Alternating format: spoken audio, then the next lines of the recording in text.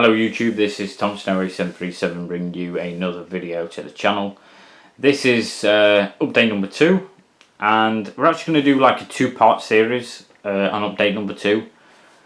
Simply because the next update, or the next set of models featured after this, is all in one update on a specific date. So going back to the last video, in case you're kind of new and you missed that last video, or just to recap, basically, we're going back in time with these videos. We're showing a lot of the models that you probably wouldn't see, focusing on a modern day kind of era airport, and a lot of models that kind of go maybe unnoticed. There's certainly a lot of models I've got that are now either scrapped, they've changed livery. They're just honestly endless possibilities, really. So like I say, and like I said in the last video, we're going to focus from the 1980s onwards. 1980s were pretty much covered. It didn't really last long. There's only 2 updates: 1981, 1989. We're now into 1990s, which we're pretty much midway through. This era, this update in particular, is set in 1996. Then I think part 2 of this update, kind of, which I'll be doing tomorrow, is going to be set in 1997, I believe. But when you see the update tomorrow, you get a good idea as to the overall idea behind the airport itself. It's kind of like a bit of a backstory for the airport. Obviously, this airport's not based on any real-world airport. As far as I'm concerned, it's not.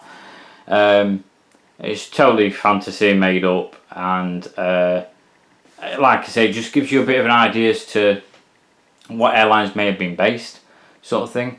Now, each update, one thing I've got to consider, which I've thought about, is just because I feature a model once doesn't mean I can't feature it again. Because if that model was based at like a base aircraft, then it would be like a regular like visitor. Do you know what I mean? So, for instance, this Air Tours A320 that you can see in front of us, potentially could be a base model. It could be a based aircraft at this airport.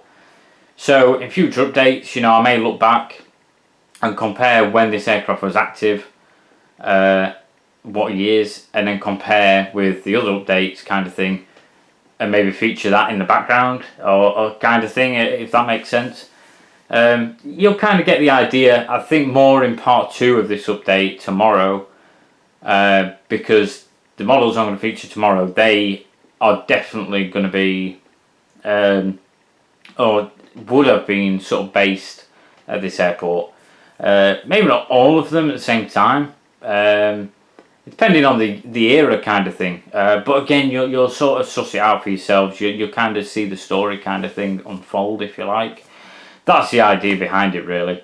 The part 2, I will feature some photos that I've taken as well and posted on Instagram and stuff, just in case anybody just follows me on YouTube, because I want you to kind of get the overall experience of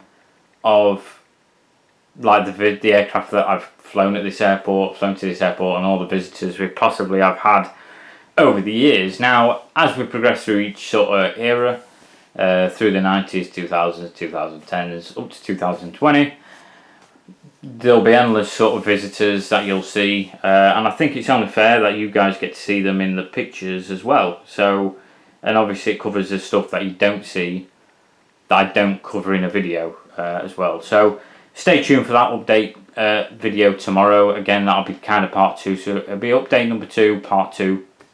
That's what I'll call it, so just stay tuned for that. So, like I say, starting off, got this Air Tours A320. Air Tours, if you're not familiar with, I think the full name was Air Tours International Airways. I don't know too much about this airline other than the fact it became MyTravel. Eventually, we will probably see the MyTravel A330 at this airport as well. Sorry if that's a bit of a spoiler, but it's all sort of ties together. As you can see, pretty much halfway through its turnaround, not much to go on, really, and a pretty quiet apron. At the minute, with an aircraft just leaving and an aircraft just arriving, which we're going to showcase in a minute. Yeah, pretty quiet airport, to be fair, during this sort of period. And yeah, I kind of guess you could probably say this is probably an aircraft that was based at this airport. So if we just zoom out, I mean, in terms of the airport itself, no progress. The landside section, still a work in progress. I'm not sure when that'll be kind of done, because I've spent a lot this month already. Today's actually my payday, and I've already honestly spent all sorts of stuff, like obviously expenses that are essential, and paying for like people's birthdays and stuff that I need to cover. You know, it all sort of builds up. So I don't know if I'll be able to have any sort of funds to buy any of the materials that I need. But we'll figure that out, and I'll keep you updated if I do make any progress. So, as you can see, we've got this pretty unique visitor, the MD-83 Crossair MD-83, holding short in the McDonald's McPlane livery. I've had this model for quite a long time now, and it's one of them that's pretty unique in terms of livery, at least. Just a bit of like a flying visit on a kind of charter service. Just for future reference as well, if I know where the aircraft has come from, based on the research I did, or any sort of call signs or anything like that, I will mention it in the video, or certainly in any sort of social media post that I make, certainly on like Instagram or Facebook or whatever. So I'm just putting that out there. We've got this Cargolux 747-400 as well, which has just arrived. So, as you can imagine, the system with this airport is a single runway operation, 02, which is a threshold at this end, and then 20 would be the other end.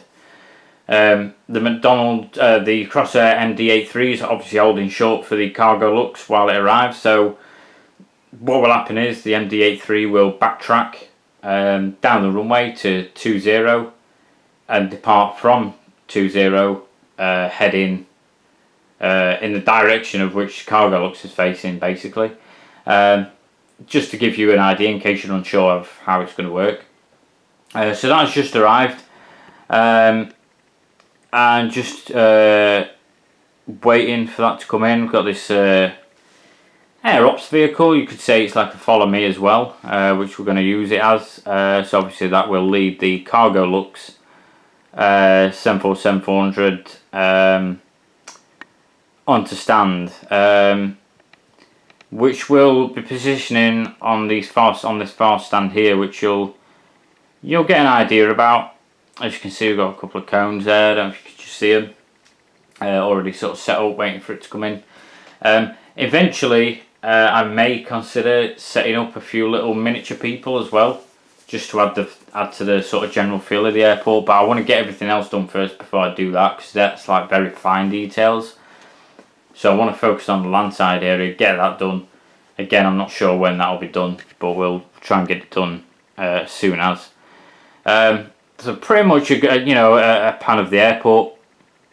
For argument's sake, we'll say the taxiway the Cargolux is going to exit on the threshold, taxiway Alpha, and then the taxiway that the McDonald's or Crossair MD-83 is situated on is taxiway Bravo.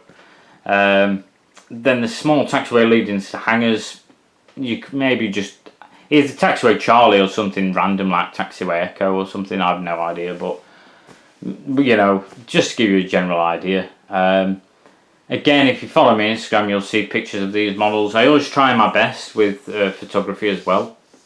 It's not like I just take a shot and then, oh, that will do. Sometimes I kind of take a shot and I think, wow, that looks pretty cool. But sometimes, you know, you've got to sort of work the camera a little bit and try and find the best angle. But again, if you follow me on Instagram, you'll see the photos I post. And I kind of try and get the perspective from a spotter's point of view. You know, if I can. You know, not always possible, but where possible, I do try and do that. Again, if you do follow me on Instagram, obviously it's a shame these models don't move, because that would be amazing to actually see it like unfold in front of our eyes. You know, the models just moving on their own. Like right now, if I could have that Cargo Lux taxiing on stand in a video, I could do a stop motion thing, but I mean that'd just take ages. I get frustrated with stuff like that, but it'd just be amazing. Like a bit like Miniature Wonderland, that'd just be incredible. But you know, you get the idea. You know, generally about this airport, and I just hope that you guys enjoy the updates. You know, the more like the future updates, because one thing I do appreciate about this airport is so much easier to manage the models, especially doing these sort of historic or past movements. You know, in times gone by, because it's just so much easier to find models, set it up. Honestly, I can't tell you, it's so much easier than the previous airport I was doing. That was just sort of mind-boggling. That's pretty much it for part 1, guys. So part 2 will be done tomorrow.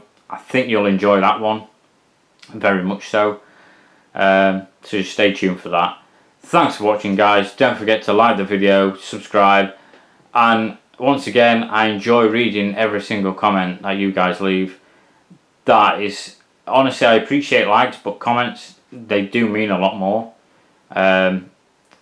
So I really do appreciate anybody that takes the time to leave comments and everything like that. I also want to give I don't know specifically who does it, but I've noticed a few people are liking like some of the comments as well, so other subscribers potentially. And I really appreciate that, guys, because it's not only supporting me, but it's supporting the community as a whole, for other people that support the channel. So we're all kind of supporting each other at the end of the day, and I really do appreciate that. So I just want to say a massive thank you to anybody that does do that. I'd like to say stay tuned for the video tomorrow. But for now, guys, enjoy this update.